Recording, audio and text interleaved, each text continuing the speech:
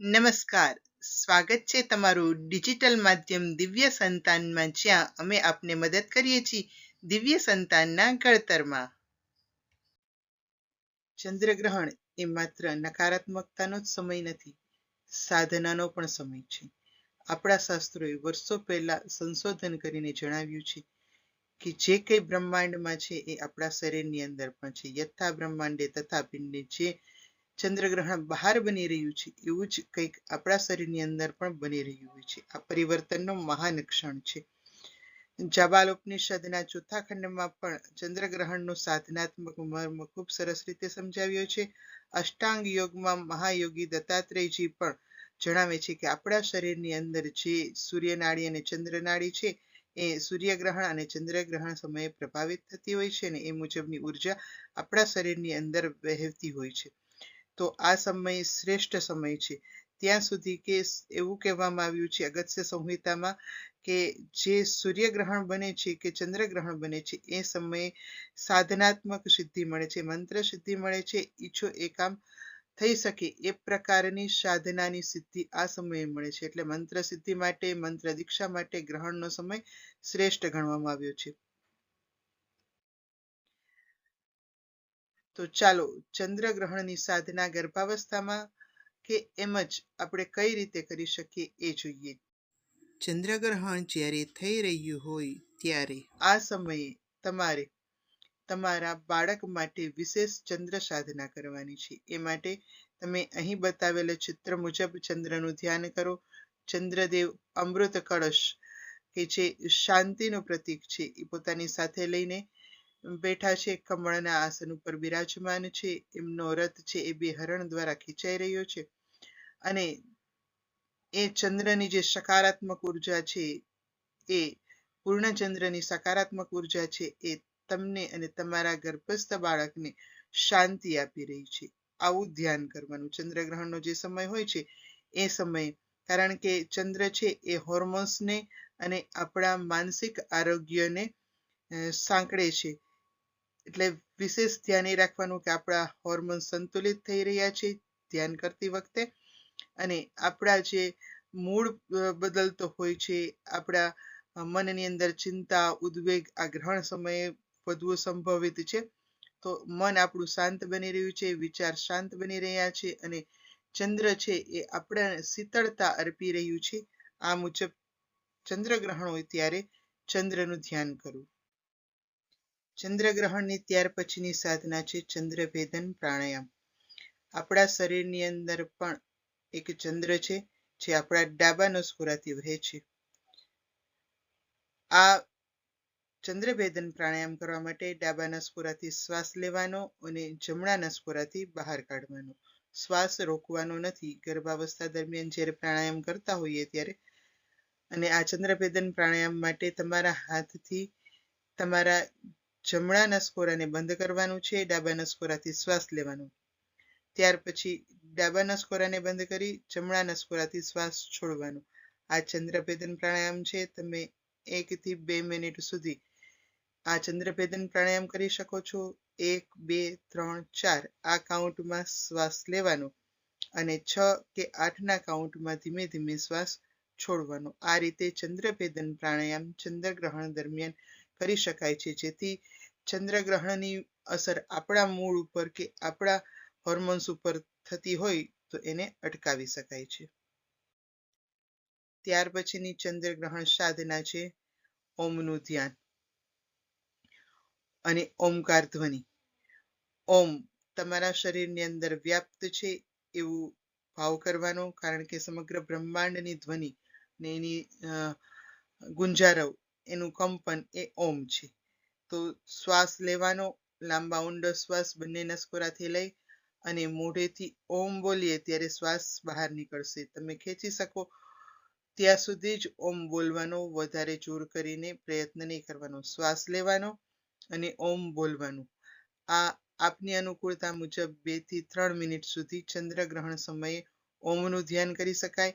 એક ઓમ આપણી અંદર પણ વ્યાપ્ત છે. જો તમે ગર્ભવતી છો તો તમારા ગર્ભની અંદર રહેલા બાળક પણ ઓમના પ્રકાશથી, ઓમના કંપનથી પ્રભાવિત થઈ રહ્યું છે, એને સકારાત્મક ઉર્જા મળી રહી છે.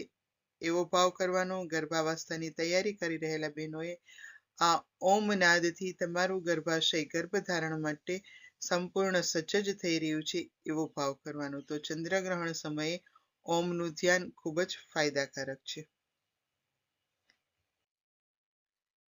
ત્યાર પછી ચંદ્રગ્રહણ સાધના છે મંત્રની સાધના.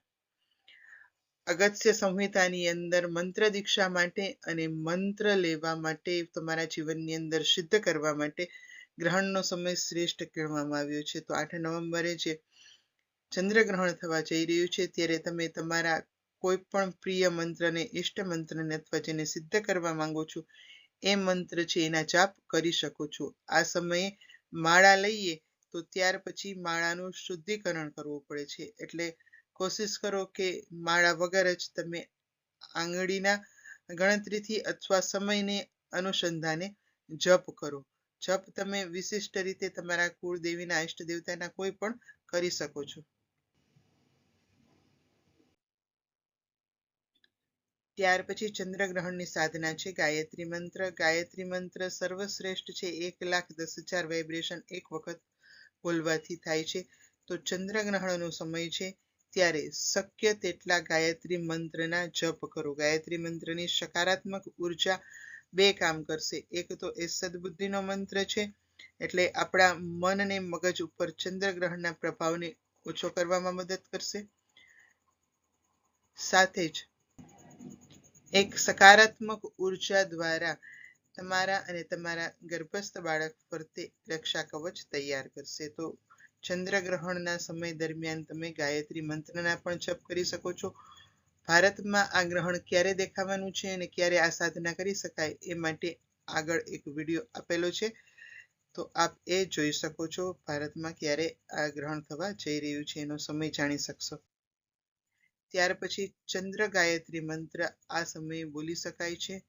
ચંદ્રદેવનું આગળ જે ધ્યાન કીધું હતું એ ધ્યાન કરીને નીચે આપેલો મંત્ર છે એ ચંદ્રગ્રહણ દરમિયાન તમારી અનુકૂળતા મુજબ જેટલા પ્રમાણમાં કરી શકો એ બોલી શકાય. મંત્રનો ઉચ્ચારણ આ મુજબ છે: ઓમ ક્ષીરપુત્રાય વિદ્મહે અમૃત તત્વાય ધીમહિ તન્નો ચંદ્ર પ્રચોદયાત. આ ચંદ્ર ગાયત્રી મંત્ર છે, એટલે ગાયત્રી મંત્રને ચંદ્ર સાથે સાંકળીને ઉર્જા વધારીને આ સમય દરમિયાન તમારા અને તમારા બાળકની અંદર ચંદ્ર તત્વને મજબૂત બનાવી શકો છો. ત્યાર પછી સૌથી મહત્વની સાધના છે એ છે હનુમાન ચાલીસા.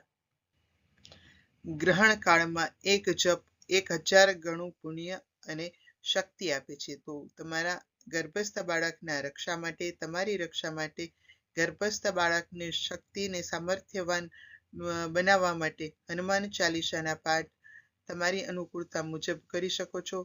અહીં અમે આગ્રહ કરીશું કે ઓછામાં ઓછા એક હનુમાન ચાલીસાના પાઠ ચંદ્રગ્રહણ દરમિયાન તમે કરો, જેથી બાળકની અંદર એ શક્તિનું નિર્માણ થાય કે જે નકારાત્મકતાની સામે લડી શકે. ત્યાર પછી મહત્વની ચંદ્રગ્રહણ સાધના છે મહાલક્ષ્મીની. હમણાં જ કીધું એમ 1000 ગણું જો પુણ્ય મળતું હોય તો આપણું બાળક સુખ અને સમૃદ્ધિમય જીવન પણ જીવે એ માટે મહાલક્ષ્મી ગાયત્રી મંત્ર દ્વારા સાધના કરી શકાય છે. તમારી અનુકૂળતા મુજબ તમે ઈચ્છો એટલા મંત્ર જપ કરી શકો છો. મહાલક્ષ્મીનો મંત્ર, ગાયત્રી મંત્ર આ મુજબ છે: ઓમ મહાલક્ષ્મી વિદ્મહે વિષ્ણુપ્રિયાય ધીમહિ તન્નો લક્ષ્મી પ્રચોદયાત.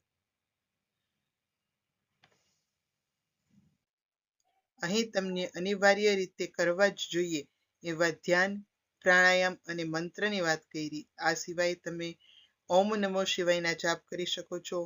ઓમ ત્ર્યંબકમ યજામહે સુગંધિમ પુષ્ટિવર્ધનમ ઉર્વારુકમિવ બંધનાત મૃત્યોર્મોક્ષીયમામૃતાત. આ વૈદિક મહામૃત્યુજય મંત્રના પણ જાપ કરી શકો છો. ઓમ નમો ભગવતે વાસુદેવાયના જપ પણ કરી શકો છો. ટૂંકમાં તમને જે ઈષ્ટ કે પ્રિય હોય એ મંત્રના જાપ કરી શકો છો. તો ગ્રહણ માટે ગર્ભવતી આ સિવાય બીજા કયા નિયમો પાળવા જોઈએ એ માટે પણ આગળ વિડીયો આપેલો છે, એ અચૂક જોશો. ગ્રહણ એ ડરવાનો સમય નથી, પરંતુ આ સમયનો સદુપયોગ આપણે કરી શકીએ એવું અહીં તમને બતાવવાનો પ્રયત્ન છે. અસ્તુ, ધન્યવાદ. આવા જ અવનવા વિડીયો સાથે ફરી મળીશું. આજના વિડીયોમાં બસ આટલું જ. અસ્તુ. ધન્યવાદ.